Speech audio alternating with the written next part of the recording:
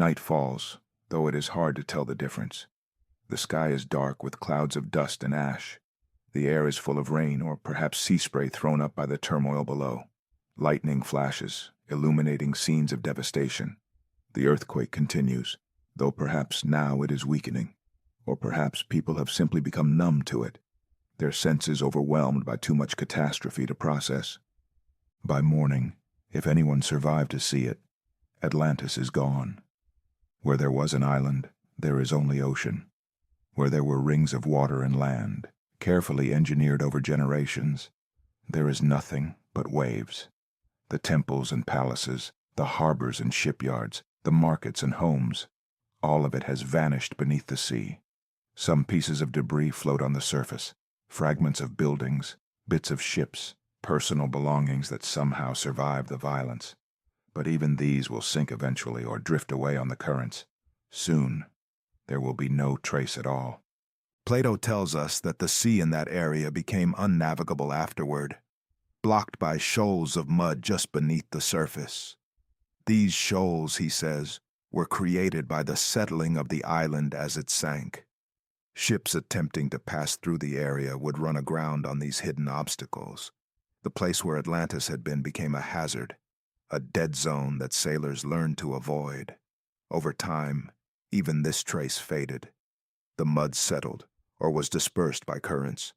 The memory of where exactly Atlantis had stood grew uncertain. The ocean kept its secret. This is the end that Plato describes. Total annihilation in a single day and night. A civilization that had taken generations to build, that had accumulated wisdom and wealth, that had seemed permanent and invincible, simply ceased to exist.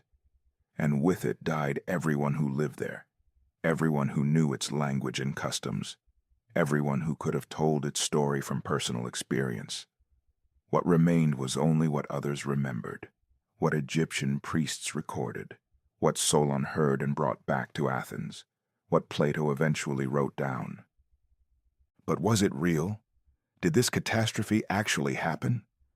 Or is it, as many scholars believe, an invention, a myth created by Plato to illustrate philosophical points about the dangers of corruption and the consequences of hubris? The debate has raged for over 2,000 years. Some ancient writers accepted Atlantis as historical fact. Crantor, a philosopher who lived about a generation after Plato, claimed that he saw the Egyptian records that Plato described, pillars with inscriptions confirming the story. But no one else reported seeing these pillars, and Crantor's testimony comes to us only through references in later texts. Other ancient scholars were skeptical. Aristotle, Plato's most famous student, apparently believed that his teacher had invented Atlantis entirely, creating it and then destroying it for narrative purposes. Through the centuries, believers and skeptics have made their arguments. Those who accept Atlantis as real point to Plato's detailed descriptions, his claim that the story came from Egyptian sources, his presentation of it as history rather than obvious fiction. They note that catastrophic floods and earthquakes do happen, that civilizations have been destroyed by natural disasters, that perhaps somewhere in the ancient world there really was an advanced culture that vanished, leaving only fragmentary memories. Skeptics counter that every detail of Atlantis serves Plato's philosophical purposes too perfectly for it to be merely reported history. The moral decline of the Atlanteans illustrates his theories about the corruption of the ideal state. The catastrophic punishment shows divine justice at work. The resistance by ancient Athens elevates his home city and makes it the savior of civilization. All of this seems too convenient, too perfectly aligned with Plato's broader philosophical project, to be simply factual reporting. And yet, the story persists. It persists because it touches something deep in human consciousness. We are fascinated by lost civilizations, by golden ages that ended in catastrophe. We want to believe that somewhere in the past, something extraordinary existed, and we want to believe that we might find it again. Every sunken ruin discovered in the Mediterranean or Atlantic is examined to see if it might be Atlantis. Every ancient text is scrutinized for possible references. The search continues, generation after generation, driven by hope and curiosity and the tantalizing possibility that the legend might be true. As you rest now in the darkness, as sleep draws closer with each slow breath, let the images of Atlantis' last day fade. Let the shaking earth grow still. Let the waves settle. What remains is silence. The deep silence of the ocean floor, where no light penetrates, where pressure crushes everything into uniformity. And in that silence, perhaps, the ruins of Atlantis rest, covered in sediment, inhabited only by strange fish that have never seen the sun. Or perhaps there are no ruins. Perhaps there never were. Perhaps Atlantis exists only in the realm of imagination, in the space between history and myth, in the stories we tell ourselves about glory and fall, about human ambition and divine judgment, about the impermanence of all things no matter how solid they seem. Either way, the story has been told. The great civilization has risen and fallen, and we are left with questions that may never be answered, with a mystery that may never be solved. And perhaps that is fitting. Perhaps some stories are meant to remain unfinished, some questions unanswered, some mysteries preserved forever in the comfortable uncertainty of not quite knowing. Rest now. The ancient world is far away. The catastrophe is over. The ocean is calm, and sleep, patient and gentle, waits to carry you away from questions and answers alike, into the peaceful darkness where nothing needs to be known or understood, where you can simply drift, like debris on an endless sea, going wherever the currents take you. Tomorrow we will explore what came after, the long centuries of searching and speculation, the countless attempts to find or explain Atlantis. But tonight, we rest here, at the moment of ending, at the stillness that follows catastrophe, at the silence that fills the space where a civilization used to be. Breathe slowly, let go. The waves above the sunken city rock gently, and their rhythm is the rhythm of sleep itself, ancient and unstoppable, carrying everything eventually to the same quiet shore. The story of Atlantis does not end with its sinking. In many ways, that is where the true story begins. For over 2,000 years, the legend has lived on, passed from generation to generation, translated into dozens of languages, inspiring countless expeditions, theories, and dreams. The search for Atlantis has become a journey in itself, one that reveals as much about the searchers as it does about the subject of their search. Let us move forward now through the centuries, slowly, carefully, observing how each age has approached the mystery of Atlantis in its own way. We begin in the ancient world, in the centuries immediately following Plato's death. His dialogues are copied and preserved, first in the great library of Alexandria, then in private collections scattered across the Mediterranean. Scholars read them, debate them, try to understand what Plato meant and whether he was describing something real. Some accept the story without question. To them, Plato was a serious philosopher who would not have presented false history. If he says Egyptian priests told Solon about Atlantis, then that is what happened. These believers try to reconcile the Atlantis story with other ancient traditions, with flood myths and legends of sunken lands that appear in many cultures. Perhaps, they reason, Atlantis was a real place, and memories of it survived in fragmentary form in the myths of different peoples. Others are more cautious. They note that Plato often used myths and allegories to convey philosophical truths. Perhaps Atlantis is like the cave in his famous allegory, a thought experiment designed to illuminate deeper realities about politics, morality, and human nature. To these skeptics, searching for the physical remains of Atlantis would be like trying to find the actual cave from the allegory, a misunderstanding of Plato's intent.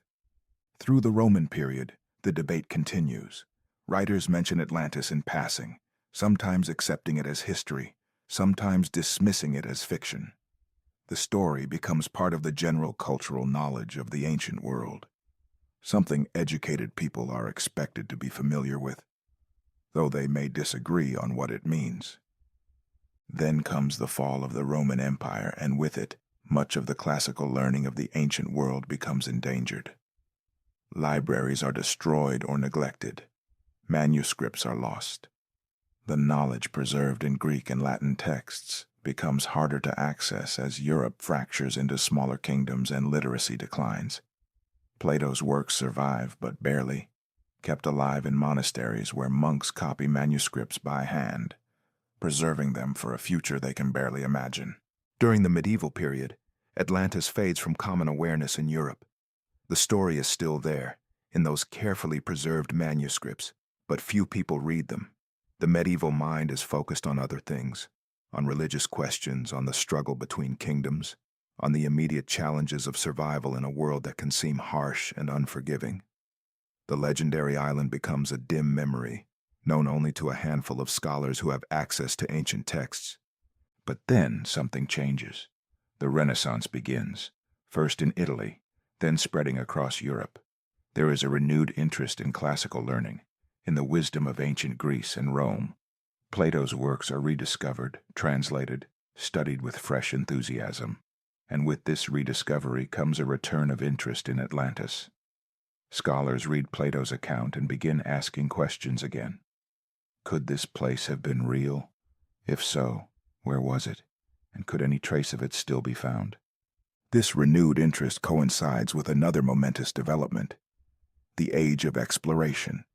European ships begin venturing farther from familiar shores, crossing oceans that had once seemed uncrossable. In 1492, Christopher Columbus reaches the Americas, proving that there are indeed lands beyond the Atlantic Ocean, beyond what the ancients called the Pillars of Hercules. Suddenly, Atlantis seems less impossible. If there are vast continents out there that the ancient Greeks never knew about, who is to say that there was not once an island civilization in the Atlantic? Some explorers and cartographers begin to associate Atlantis with the newly discovered Americas. Perhaps, they speculate, the Americas are actually remnants of the lost continent. Perhaps Native Americans are descendants of the Atlanteans. Perhaps the advanced civilizations found in Mexico and Peru, with their great pyramids and sophisticated knowledge, are evidence of Atlantean influence. These theories are based more on imagination than evidence, but they gain surprising traction in an age when so much of the world remains unmapped and unknown. Francis Bacon, the English philosopher and statesman, writes a book called The New Atlantis in 1626. It describes a utopian society discovered on a fictional island in the Pacific. Bacon is not claiming to have found Plato's Atlantis, but he uses the name deliberately, connecting his vision of an ideal society with that ancient legend. The book becomes influential, and the name Atlantis becomes associated not just with a lost past, but with utopian dreams, with visions of how society could be organized better than it is.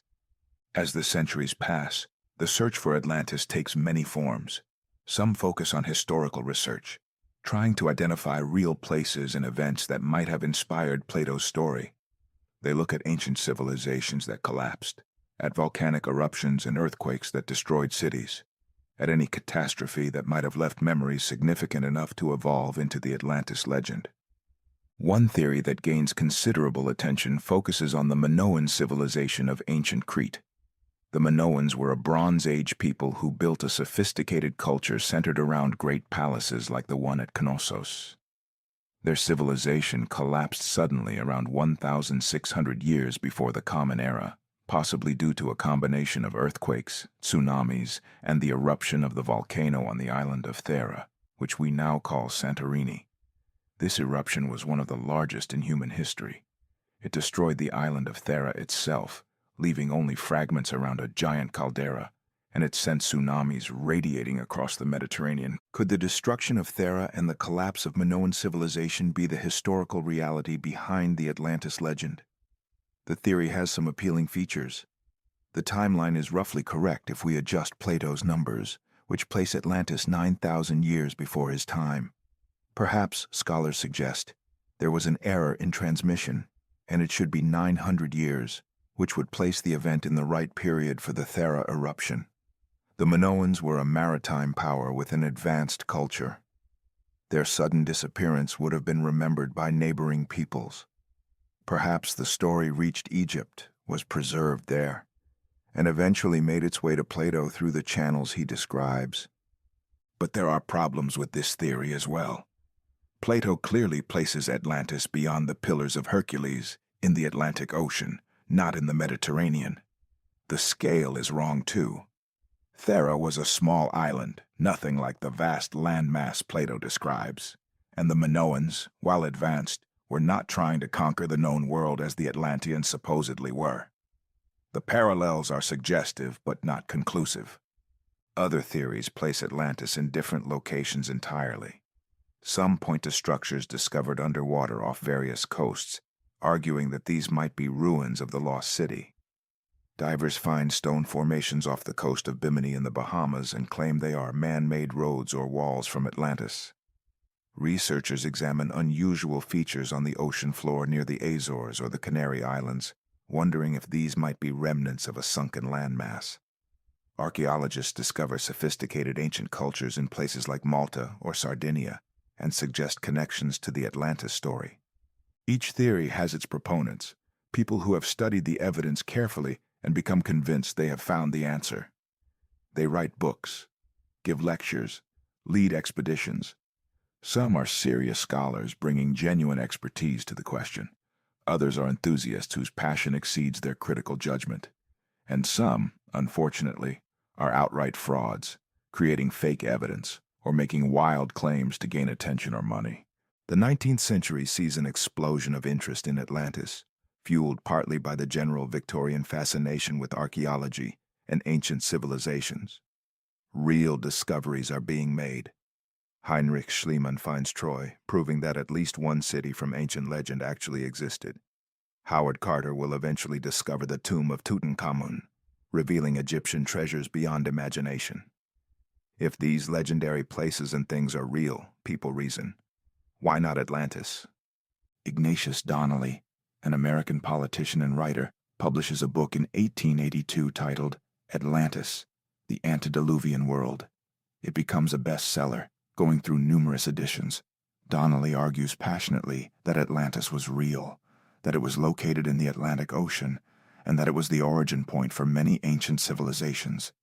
He sees Atlantean influence everywhere, in the pyramids of Egypt and Central America, in similarities between Old World and New World cultures, in flood myths from around the world. His arguments are more enthusiastic than rigorous, mixing genuine observations with wild speculation, but his book brings Atlantis firmly into popular culture and inspires generations of seekers. The 20th century brings new tools to the search. Sonar allows researchers to map the ocean floor in unprecedented detail. Submarines can reach depths that were previously inaccessible. Satellite imagery reveals features of the Earth's surface that are invisible from ground level. Archaeological methods become more sophisticated, allowing for better dating of finds and more careful analysis of evidence. Yet despite all these advances, Atlantis remains elusive. No definitive proof emerges. No underwater city matching Plato's description is found. No inscription is discovered that confirms the story. The search continues, but the mystery endures. In a way, this endurance is part of Atlantis's appeal. It remains perpetually just out of reach, a puzzle that invites solving but resists solution. Each generation can approach it fresh, bringing new ideas and new methods. Each searcher can dream that they will be the one to finally prove what really happened, to solve a mystery that has baffled humanity for millennia. The search for Atlantis has also become something larger than just an archaeological quest. It has become a symbol, a way of thinking about lost potential, about civilizations that might have been, about knowledge that was gained and then forgotten. When we talk about Atlantis, we are not just talking about one specific place. We are talking about the fragility of human achievement, about how quickly something great can be lost, about the importance of preserving knowledge and learning from the past. In modern times, Atlantis has permeated popular culture in countless ways. It appears in novels and films, in comic books and television shows, in video games and songs. Sometimes it is treated seriously, as a genuine mystery worth investigating. More often, it becomes a setting for adventure stories, a lost world where anything can happen. It has been reimagined as an advanced technological society, as a magical civilization, as an alien outpost, as a warning about environmental destruction. Each version reflects the concerns and imagination of its era. Scientists continue to study catastrophic events in Earth's history, looking for sudden changes that might have inspired legends like Atlantis. They examine the end of the last ice age, when rising sea levels flooded coastal areas and low-lying lands, potentially drowning human settlements. They study massive volcanic eruptions and their impacts on climate and society. They investigate asteroid impacts and their effects. Each discovery adds to our understanding of how dramatically the world can change and how such changes might be remembered in myth and legend. Philosophers continue to debate what Plato meant. Was he recording history, creating allegory, or doing something more complex, blending fact and fiction to serve multiple purposes? Different scholars reach different conclusions, and the academic debate shows no signs of ending. Papers are published, conferences are held, arguments are made and countered. The question of Atlantis' reality remains genuinely open, with intelligent, informed people holding strongly differing views. And the dreamers continue to dream. Somewhere, right now, someone is looking at a map and wondering if that particular feature might be the key. Someone is diving off a remote coast, hoping to glimpse ancient ruins beneath the waves. Someone is reading Plato's dialogues for the 100th time, convinced that if they just interpret the clues correctly, the answer will reveal itself. Someone is planning an expedition, gathering equipment and funding, preparing to search in a location no one has properly explored before. Will they find Atlantis? Almost certainly not. At least not if they are looking for a literal match to Plato's description. The weight of scholarly opinion holds that Atlantis was probably Plato's invention, a useful fiction to illustrate philosophical points. The odds of finding physical remains of the exact place he described are vanishingly small. But in another sense, Atlantis has already been found over and over again. It has been found in the human imagination, where it lives as vividly as any real place. It has been found in the questions it raises about our past and our future. It has been found in the journeys of those who search for it, in the knowledge they gain along the way, even when they do not find what they sought. It has been found in every story inspired by the legend, in every creative work that draws on its symbolism, in every moment when someone looks at the ocean and wonders what might lie beneath. As you rest now, as the final moments before sleep arrive, let your mind drift over all we have explored together. From Plato's Athens to Egyptian temples, from the rings of water and land to the catastrophic final day, from centuries of searching to the present moment. The story of Atlantis has carried us across vast stretches of time and space, through history and legend, through fact and imagination. Whether real or invented, Atlantis has become part of human heritage, a shared dream that transcends individual cultures and eras. It reminds us that the past holds mysteries we may never fully solve, that some questions have no definitive answers, and that uncertainty itself can be valuable, can inspire wonder and curiosity and the drive to explore. The search for Atlantis is not really about finding a lost city. It is about the search itself, about the human need to explore, to question, to reach for understanding even when understanding remains elusive. It is about refusing to accept that everything is already known, that every mystery has been solved, that there is nothing left to discover.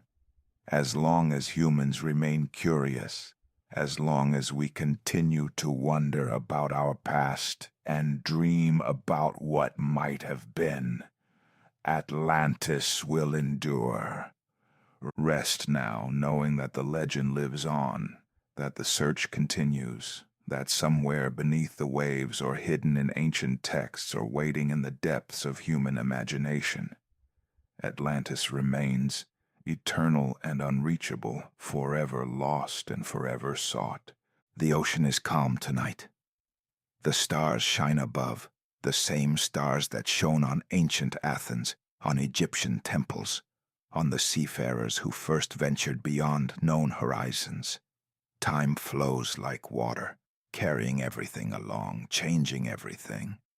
Yet some things, like the story of Atlantis, persist through all changes, connecting past and present and future in a chain of wondering. Sleep comes gently now, as inevitable as the tide, as patient as the ocean that holds its secrets. Tomorrow you will wake to the ordinary world, but tonight, in dreams, perhaps you will walk through rings of water and land. Perhaps you will see temples covered in precious metals glowing in the sun.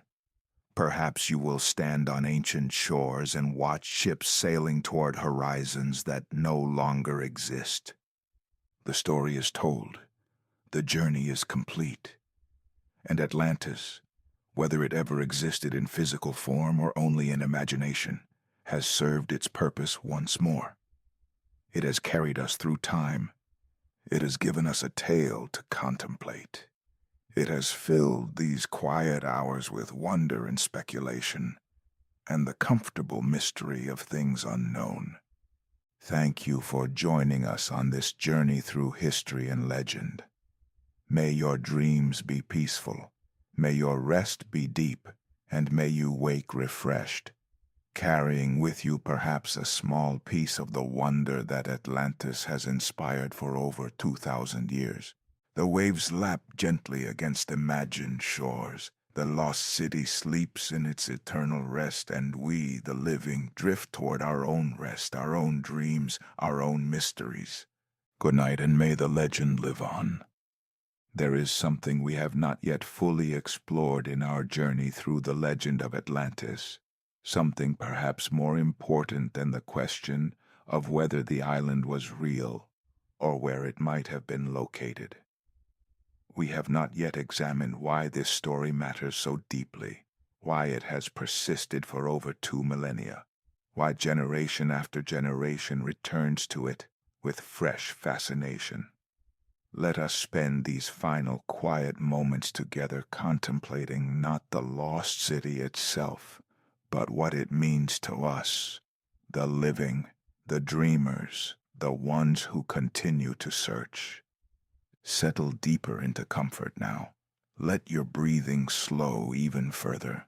We are approaching the heart of the mystery, not the mystery of Atlantis's location or reality, but the mystery of why we need such stories, why we are drawn to them, why they resonate in places within us that logic and evidence cannot reach. Think for a moment about what Atlantis represents in its purest form. It is a civilization that achieved greatness, that built something magnificent, but then lost it all through a combination of moral failure and natural catastrophe. This pattern, this arc from glory to destruction, appears again and again in human stories across all cultures and all times. The biblical Tower of Babel reaches toward heaven and is struck down. The Greek myth of Icarus flies too close to the sun and falls. The Epic of Gilgamesh tells of a great flood that nearly destroys all humanity. Why do these stories persist? What do they tell us about ourselves? Perhaps they speak to a deep awareness we all carry, an awareness that nothing lasts forever, that even the greatest achievements are temporary, that civilization itself is fragile. We build our cities and our systems. We accumulate knowledge and wealth. We create art and literature and philosophy, and all of it seems so solid, so permanent.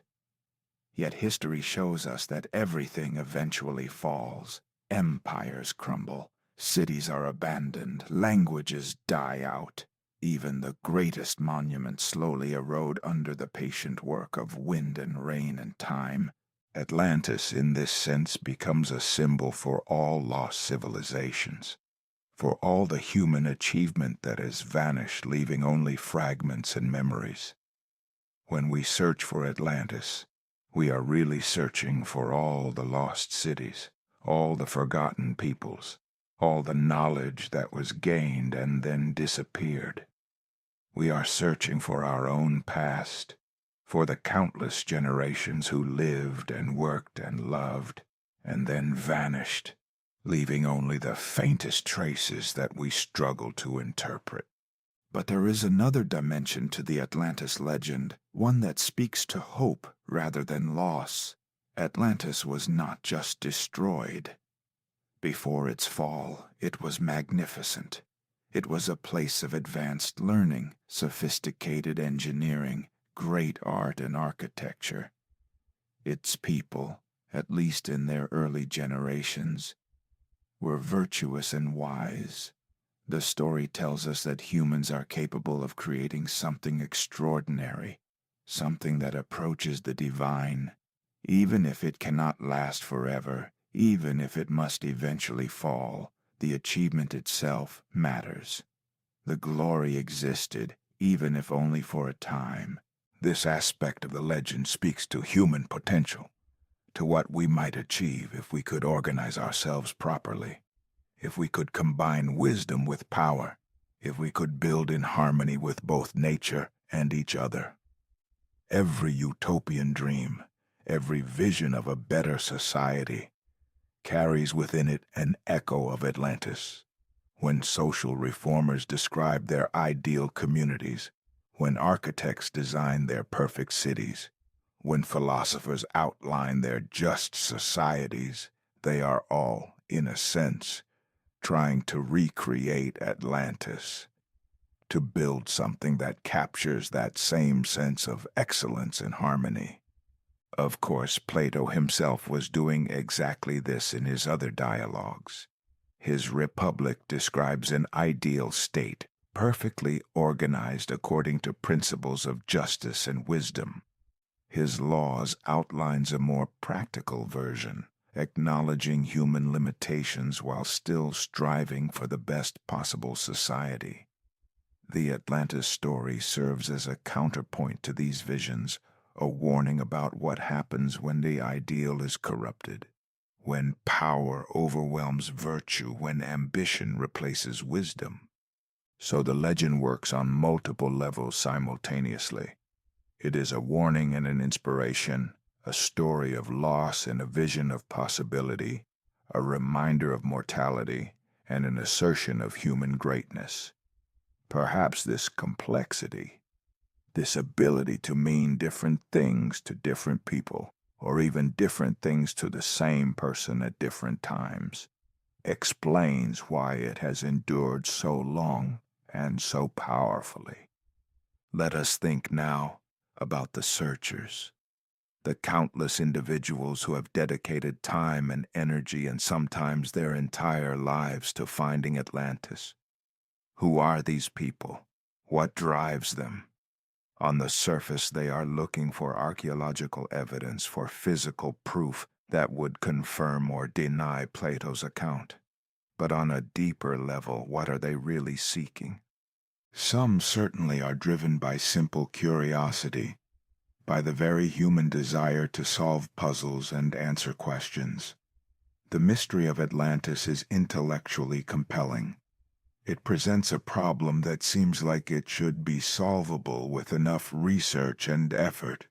These searchers approach it the way one might approach any historical mystery, with careful study of sources, systematic investigation of possibilities, logical evaluation of evidence. Others are driven by something more personal, more emotional.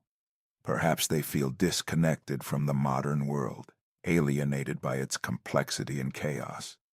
Atlantis represents an alternative, a society that, in imagination at least, was more harmonious, more beautiful, more meaningful. Searching for it becomes a way of expressing dissatisfaction with the present and hope for something better.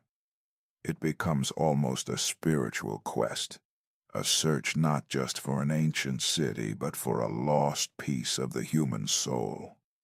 Still others are drawn by the sheer romance of it, by the adventure of exploration, by the possibility of making a discovery that would change history and cement their own legacy. There is something undeniably appealing about the idea of being the one who finally solves humanity's oldest archaeological mystery. The fame, the vindication, the place in history, all of these exert a powerful pull on certain personalities, and some, we must acknowledge, are simply drawn to the exotic, the mysterious, the unproven. They want to believe in Atlantis because they want to believe that the world is more interesting than mainstream science suggests, that there are still secrets waiting to be uncovered, that the authorities do not know everything. For these individuals, Atlantis often becomes connected to other alternative beliefs, from ancient astronauts to hidden advanced technologies to esoteric spiritual teachings. The legend becomes a framework for worldviews that reject conventional understanding. What unites all these searchers, despite their different motivations, is a refusal to accept the most likely answer, which is that Atlantis was simply a philosophical fiction created by Plato. They share a desire for there to be something more, something hidden, something waiting to be found. And in this desire, perhaps they reveal something essential about human nature itself. We are pattern-seeking creatures. We look at scattered facts and try to connect them into coherent stories. We see shapes in clouds and faces in random patterns. We find meaning in coincidence and significance in the unusual. This tendency serves us well in many contexts. It helped our ancestors survive by allowing them to recognize danger and opportunity. It helps us navigate the social world by allowing us to understand intentions and predict behaviors. But it can also lead us astray, causing us to see connections that do not exist, to believe stories that are not true, to pursue answers to questions that have no answers. The search for Atlantis illustrates this beautifully. Every ambiguous archaeological find, every ancient structure whose purpose is not immediately clear, every underwater formation that looks vaguely geometric becomes potential evidence for believers. They connect these disparate points into a picture of Atlantis, even though the same evidence could support countless other interpretations or might simply be meaningless. The pattern they see is compelling to them, but others, looking at the same evidence with different assumptions, see nothing. This does not mean the searchers are foolish or their quest meaningless. Even if they never find what they are looking for, the search itself has value. It drives exploration of remote areas. It motivates the study of ancient texts and languages. It funds archaeological expeditions that, even if they do not find Atlantis, often discover other things of genuine historical importance. The search for Troy, after all, was motivated by belief in another ancient legend, and it led to real discoveries that transformed our understanding of the Bronze Age Mediterranean. Moreover, the act of searching, the dedication to a quest, gives meaning and purpose to people's lives. We all need something to strive for, some goal that gives direction to our efforts. For some, that goal is career success or raising a family or creating art. For others, it is solving an ancient mystery. Who is to say which is more valid? If the search for Atlantis brings someone fulfillment, if it motivates them to learn and explore and think deeply about history and human civilization, then perhaps it serves its purpose regardless of whether Atlantis is ever found. There is also something poignant about the search, something that touches on fundamental aspects of the human condition. We are all, in a sense, searching for something lost. We all carry within us a sense that something essential is missing, that somewhere there exists a wholeness or completeness that we once had or might yet achieve. Psychologists call this various things depending on their theoretical orientation. The lost paradise of childhood, the pre-fall state of innocence, the integrated self, the authentic existence. Spiritual traditions speak of it as the divine nature we have forgotten, the enlightenment we must recover, the return to union with God or the universe or ultimate reality. Atlantis can serve as a symbol for all of these losses and longings. It represents the paradise lost, the golden age from which we have fallen, the perfection that once existed and might exist again. Searching for it externally in the physical world becomes a mirror for the internal search, the psychological and spiritual quest that every human undertakes in one form or another. Consider also how the legend has evolved over time, how each era has reimagined Atlantis according to its own concerns and values. In Plato's time, it was a moral tale about the dangers of corruption and the importance of virtue. In the Renaissance, it became connected to utopian visions and the excitement of global exploration. In the Victorian era, it was incorporated into theories about racial origins and the diffusion of civilization. In the 20th century, it was variously portrayed as a warning about nuclear war, a repository of lost technologies, an example of ecological disaster, or a jumping-off point for science fiction adventures. Each reimagining tells us more about the people doing the reimagining than about any historical reality. We project onto Atlantis our fears and hopes, our values and concerns. It becomes a mirror reflecting our own preoccupations. This is what literary scholars mean when they talk about the malleability of myth, its ability to be continually reinterpreted for new contexts while maintaining its essential form. And this is why the legend will continue. As long as humans tell stories, as long as we wonder about our past and dream about our possibilities, Atlantis will remain relevant.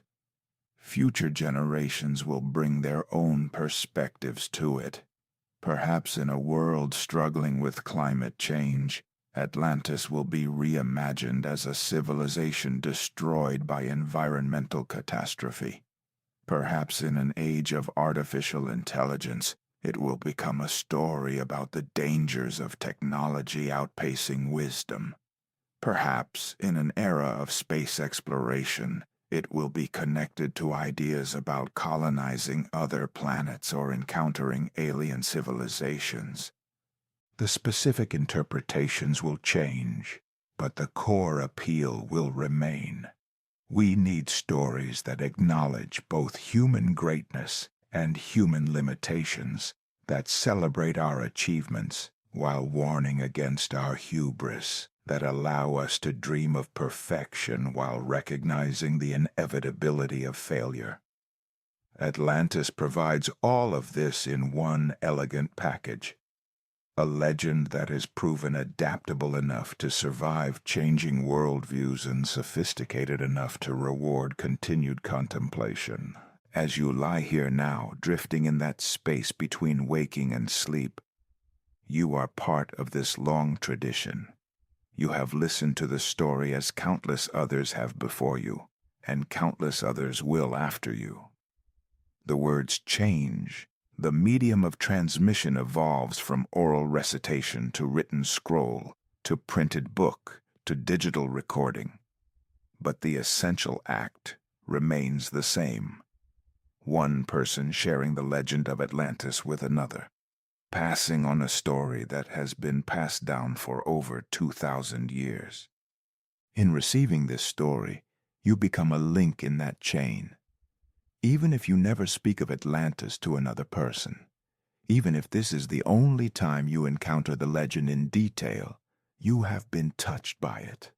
Somewhere in your mind, images have formed, rings of water and land, temples covered in precious metals, a catastrophic earthquake and flood, Egyptian priests preserving ancient knowledge, Plato writing by lamplight. These images will remain with you, perhaps surfacing unexpectedly in dreams or daydreams, perhaps influencing in subtle ways how you think about civilization and human nature and the passage of time.